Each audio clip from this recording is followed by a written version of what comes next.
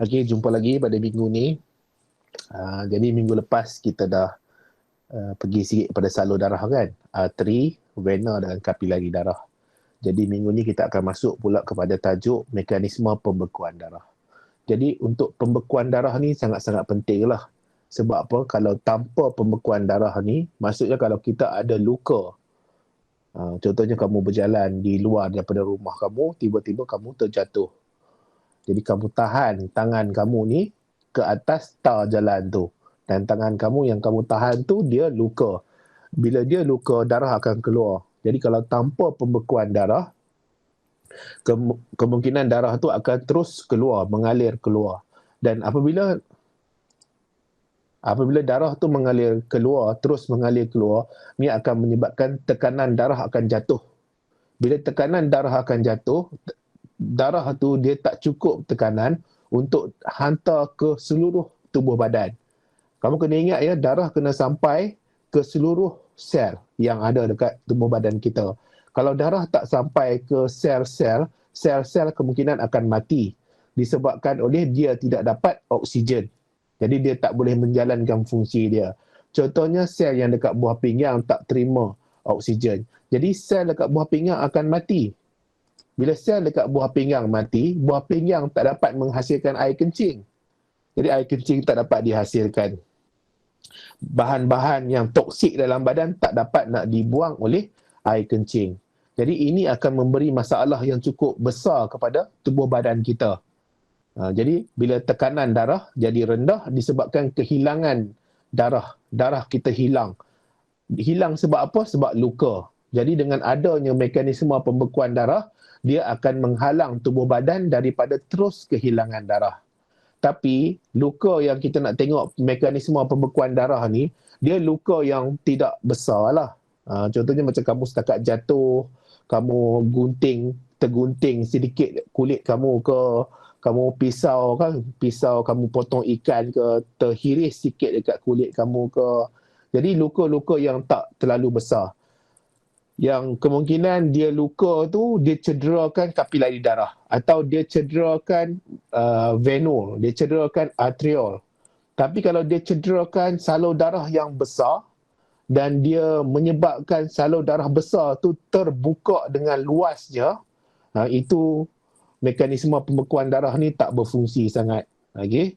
Jadi nak tak nak kena dapatkan rawatan segera, rawatan kecemasan, supaya nanti doktor boleh tahan luka tu, boleh tahan tempat yang keluar darah tu, dan dia boleh masukkan darah yang baru untuk ganti yang hilang tu.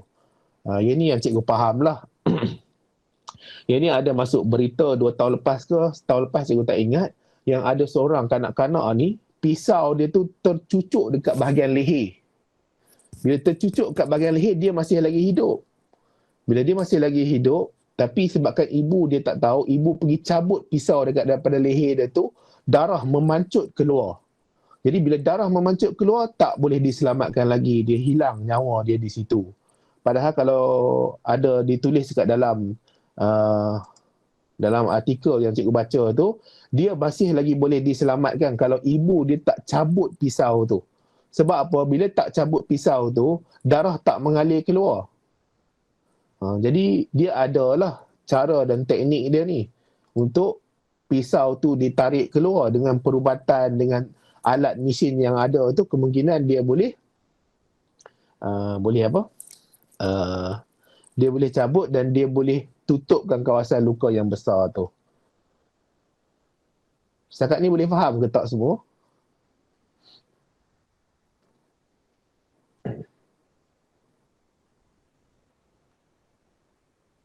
Okey, boleh, alhamdulillah.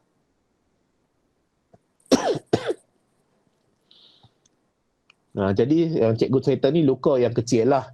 Kita kadang-kadang kan, bukan kita nak sedar benda nak terluka. Kita berjalan kadang terjatuh, kita naik basikal, kita terjatuh daripada basikal, kita pegang gunting, tergunting sedikit daripada kulit kita ke, kita pegang pisau, terluka sikit ke. Jadi benda-benda kemalangan kecil ni dia biasa dalam kehidupan seharian. Okay? Dan cikgu pastilah kamu semua mestilah ada pengalaman terluka, luka kecil ni. Okay? Luka-luka kecil ni. Jadi kita tengok daripada yang cikgu dah tulis sikit ni. Jadi darah akan alir keluar. Sebab apa? Sebab luka berlaku. Okey. Jadi ini ada salur darah. Cikgu ada salur darah. Cikgu ada lukislah salur darah. Dan apabila terluka, salur darah ni dia rosak. Sel-sel pada salur darah tu dia rosak. Jadi bila dia rosak, dia terbuka dia punya salur darah tu terbuka. Jadi menyebabkan darah keluar. Jadi darah keluar lah. Dia keluar daripada salur darah. Jadi apa yang akan berlaku? Kita ada platelet. Okey. Jadi platelet dia akan berkumpul pada kawasan yang terbuka ni. Salur darah yang terbuka ni. Platelet akan berkumpul. Jadi bila platelet berkumpul, bergumpal pada kawasan yang terbuka ni, pada salur darah yang terbuka, yang rosak, sel-sel yang rosak pada salur darah ni, dia akan bergumpal. Bila dia bergumpal, dia akan halang darah sementara daripada terus keluar daripada salur darah tu. Jadi platelet akan bergumpal. Platelet ni ada dekat mana? Memang dah ada dalam salur darah. Sebab apa? Darah tu terbahagi pada dua kan. 55% adalah plasma, 45% lagi adalah komponen sel. Komponen sel pula terbahagi kepada 3. Ada platelet, ada sel darah merah, ada sel darah putih. Jadi platelet tu memang dah ada. Jadi platelet tu akan bergumpal pada kawasan yang terbuka tu. Okey, kawasan sel darah yang terbuka. Dia bergumpal lah. Jadi dia akan halang sementara daripada darah tu terus keluar daripada salur darah tu. Dia akan halang sementara darah keluar daripada sel darah. Dan dia akan ada sel rosak. Sebab apa sel tu boleh rosak? Sebab luka berlaku. Luka tu boleh macam-macam lah. Contohnya ada benda tajam yang merosakkan sel tu. Contohnya pisau tu telah rosakkan sel, menyebabkan sel darah tu terbuka. Ataupun kamu terjatuh. Daripada hentakan jatuh tu merosakkan sel, menyebabkan sel darah tu terbuka, yang menyebabkan darah mengalir keluar. Jadi apa yang berlaku? Yang pertama, selepas berlaku ni, platelet akan bergumpal pada kawasan sel darah yang terbuka tu, pada sel yang rosak tu, supaya nanti dia dapat halang darah daripada terus keluar daripada sel darah. Okey. Jadi kemudian platelet yang bergumpal tu, okey, platelet yang bergumpal ni, platelet yang bergumpal ni akan secrete, akan rembeskan faktor pembeku, okey, plasma darah. Iaitu dia akan rembeskan, dipanggil sebagai thrombokinase. Ini enzim lah. Dia akan rembeskan thrombokinase.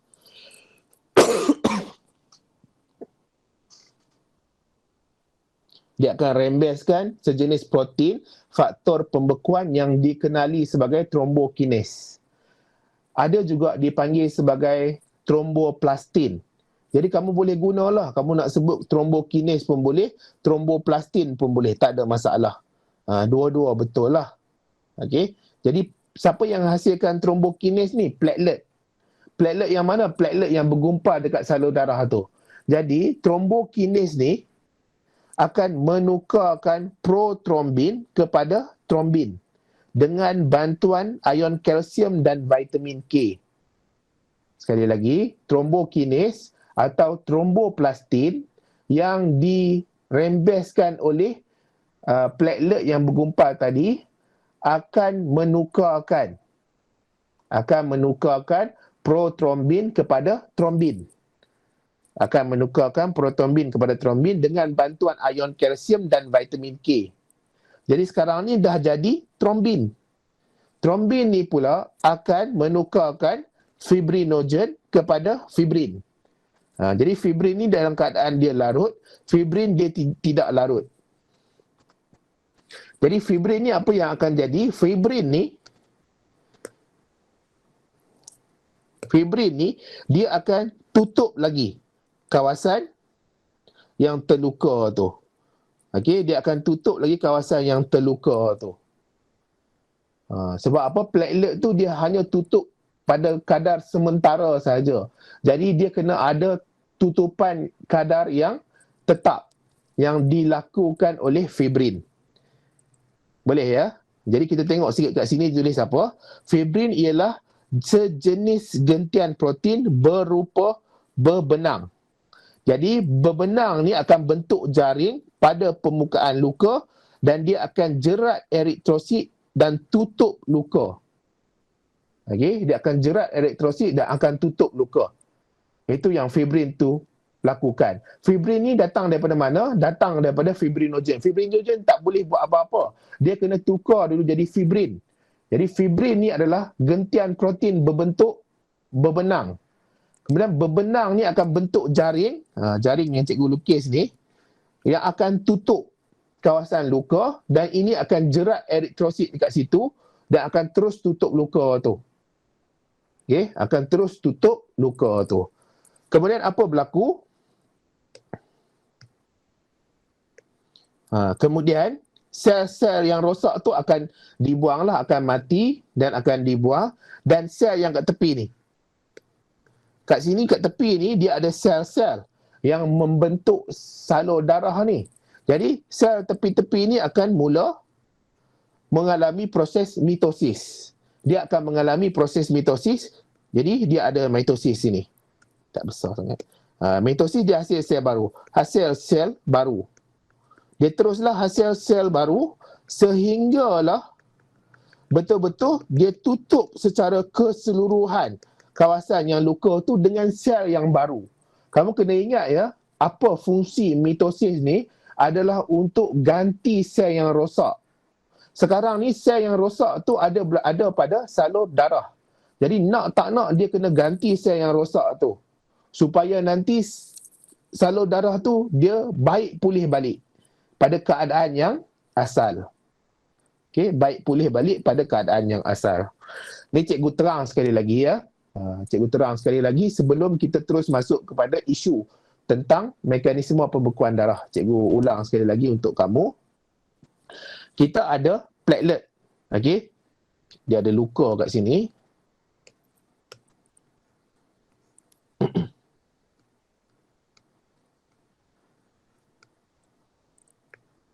Ada luka. Apabila luka berlaku, darah akan mengalir keluar. Jadi, apabila darah mengalir keluar, luka berlaku, darah akan mengalir keluar. Jadi, tubuh badan dia tak nak darah hilang terlalu banyak. Sebab kalau darah keluar terlalu banyak, dia akan menjatuhkan tekanan darah. Jadi, bila tekanan darah jatuh, dia akan menyebabkan ada sel-sel yang jauh tak akan terima darah. Jadi bila sel tak terima darah, sel tu kemungkinan akan mati. Jadi dia tak nak perkara tu berlaku. Tambah-tambah kalau organ yang tak terima darah tu adalah otak, jadi dia akan menyebabkan otak mati.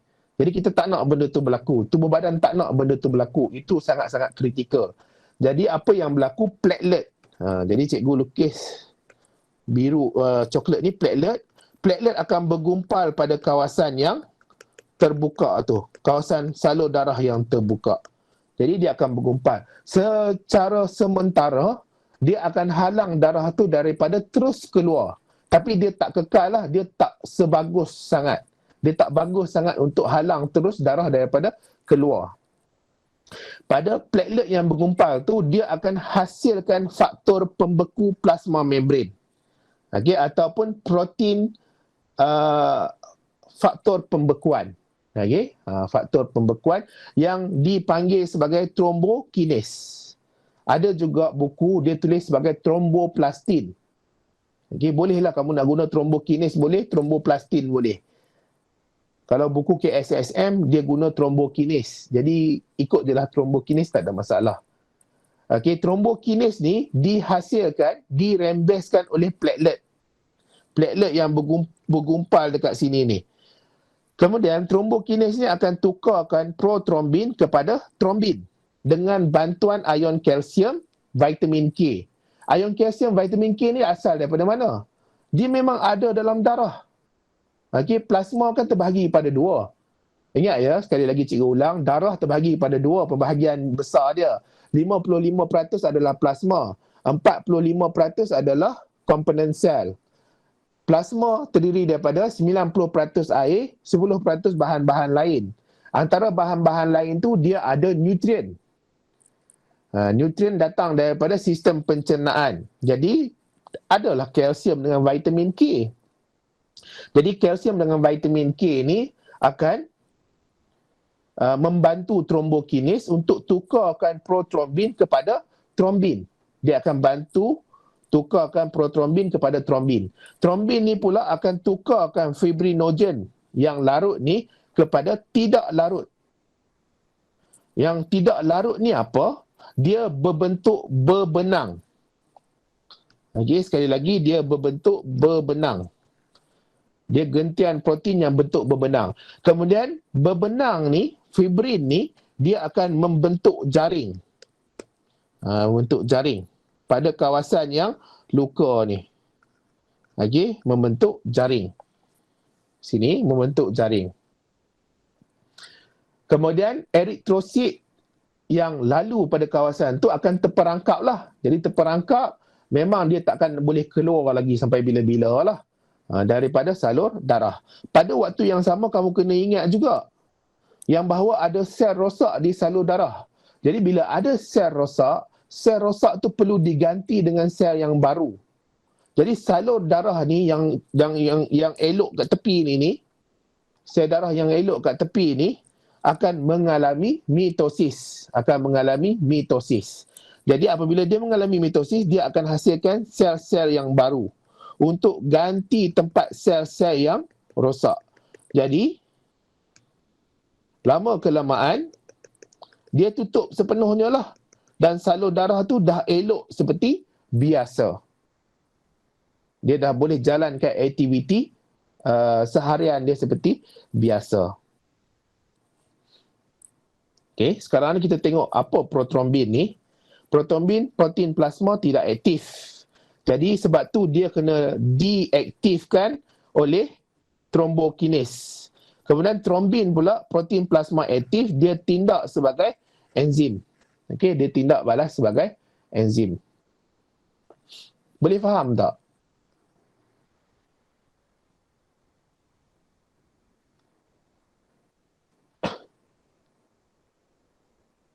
Kita ada Muhammad. Okey, boleh. Muhammad Haris, okey, Justin Guy, Anur, Kids, Seng Tan.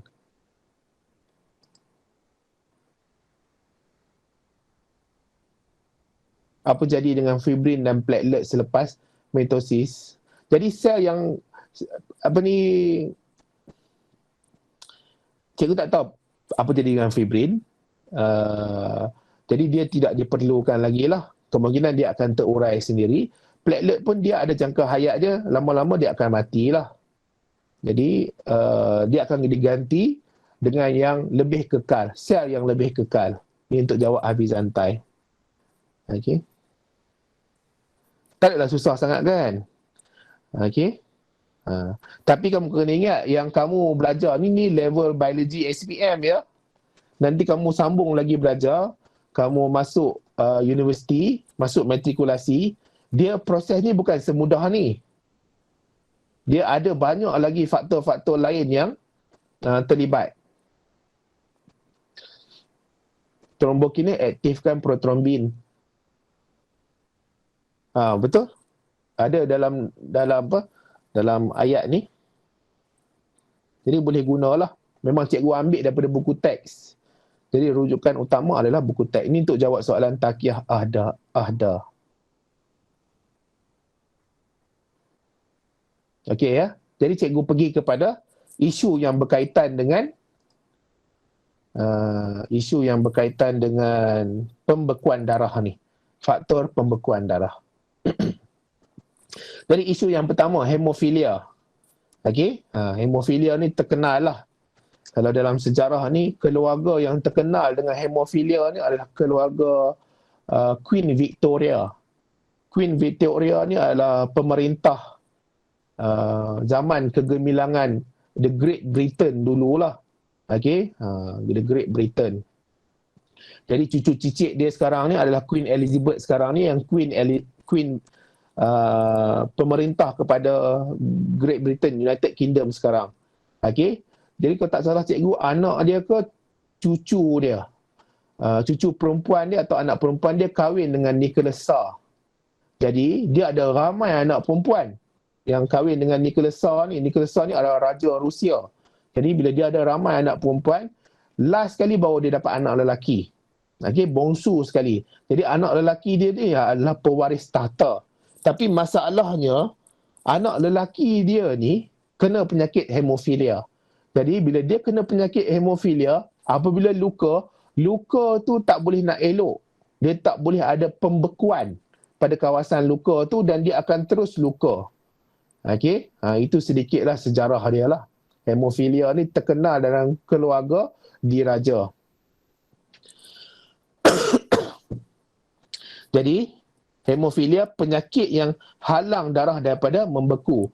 Dia merupakan penyakit keturunan. Nanti kita akan belajar lagi lah tentang hemofilia ni, macam mana diwariskan kepada generasi yang seterusnya. Dalam, kalau yang tingkatan 5 adalah bab pewarisan. Yang tingkatan 4 ni kamu tak belajar lagi lah untuk KSSM. Okey. Apa yang menyebabkan dia halang darah daripada membeku? Sebab dia kurang faktor pembeku.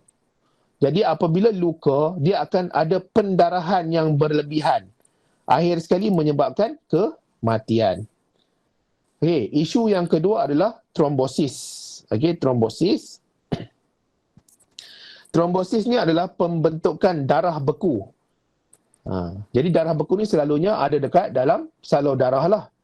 Darah beku yang terbentuk dalam salur darah ni dipanggil sebagai trombus. Sepatutnya tak boleh ada darah beku dalam salur darah. Sebab apa? Dalam salur darah ada heparin. Okey, heparin ni akan halang darah daripada membeku. Tapi sekarang ni ada juga darah membeku. Darah yang membeku ni kita panggil sebagai trombus. Keadaan dia, penyakit dia kita panggil sebagai trombosis. Dia berlaku akibat apa? Kerosakan pada salur darah. Jadi ada sesuatu yang berlaku pada salur darah. Aliran darah terlalu perlahan. Jadi aliran darah terlalu perlahan.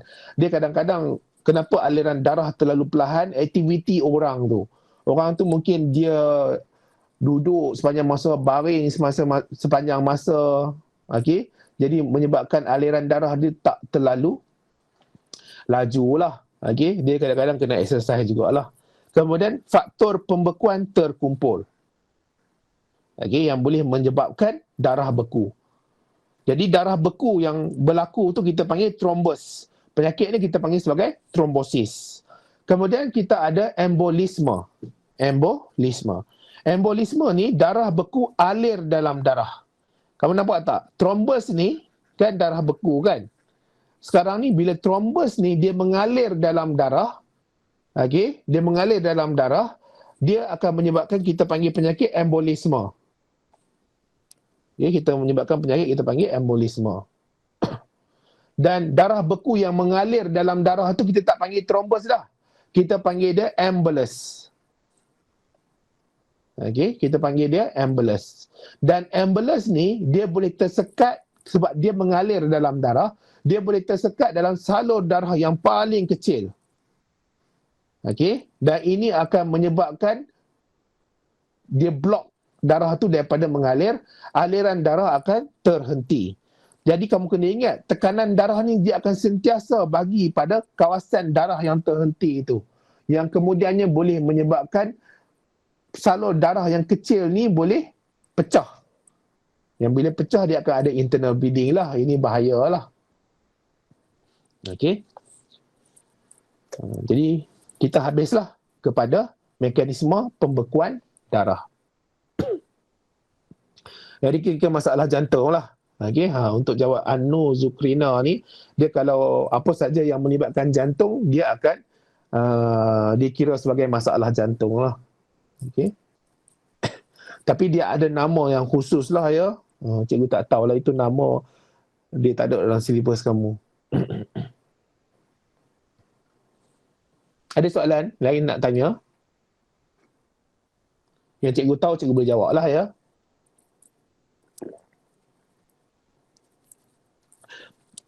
Minggu depan kita akan masuk tentang jantung. Minggu depan ni banyak sikit. Sebab apa? Dia ada melibatkan mekanisme degupan jantung.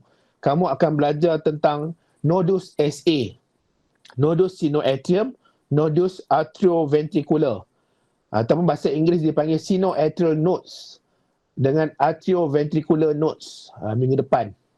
Lepas tu dia ada bundle of His ataupun bekas His.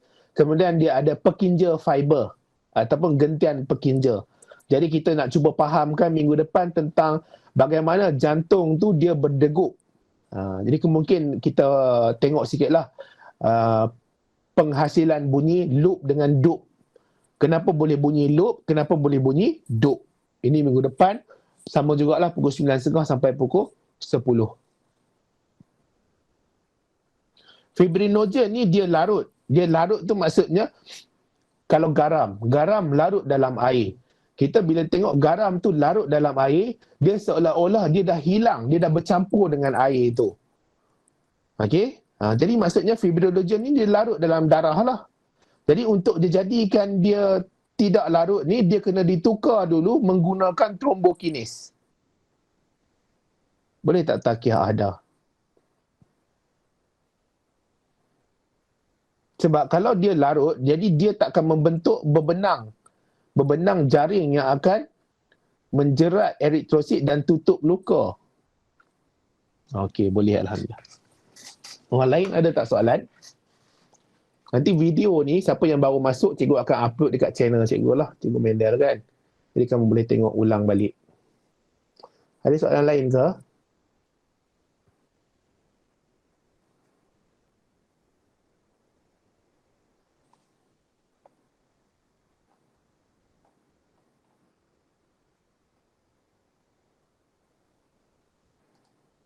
Kita ada Ain, Syahira, Amni, Anu, Enkochai, Fahana, Fitri, Hafizan, Hani Sofia, Haslin, Hazika, Izati, Justin Gan, Karyaku, Kik Sentan, Mak Bijan, Miss Rini, Muhammad Imran, Muhammad Abdullah, Muhammad Hasbullah, Muhammad Haris, Nur Sarah, Panjiki, Riknesh, Takiah, Wan Danish. Okey. Alhamdulillah faham. Okey. Okey, Justin. Okey. Enggak ada. Jadi tak nak susah sangat minggu ni kan. Dia belajar biologi dia kalau stres-stres. Kamu stres-stres, cikgu risau lah. Kalau faham tu okey lah. Sebab apa faham ni penting. Kalau kita tak faham, kita susah nak ingat. Nak ingat thrombokinase lah, prothrombin, thrombin, fibrinogen, fibrin. Banyak sangat. Jadi kalau tak faham tu kadang-kadang kita rasa terseksa nak baca. Risau je nak naik sekolah. Janganlah risau sangat. Boleh insyaAllah. Boleh lah. Okey. Itu sajalah untuk minggu ni ya. Kita jumpa minggu depan. Waktu yang sama 9.30 sampai pukul 10. Okey. Cikgu doa semua sihat-sihat lah dekat rumah tu. Semua gembira. Cikgu, fibrinogen nak tukar jadi fibrin melalui proses apa? Dia melalui proses tindak balas dengan trombin. Ni tindak balas trombin ni. Trombin ni dia adalah enzim, kalau tak salah cikgu, dia tulis sini. Tindak balas sebagai enzim yang akan menukarkan fibrinogen kepada fibrin. Okey? Dia tindak balas biasa sajalah. Tindak balas penukaran daripada fibrin kepada fibrinogen menggunakan trombin.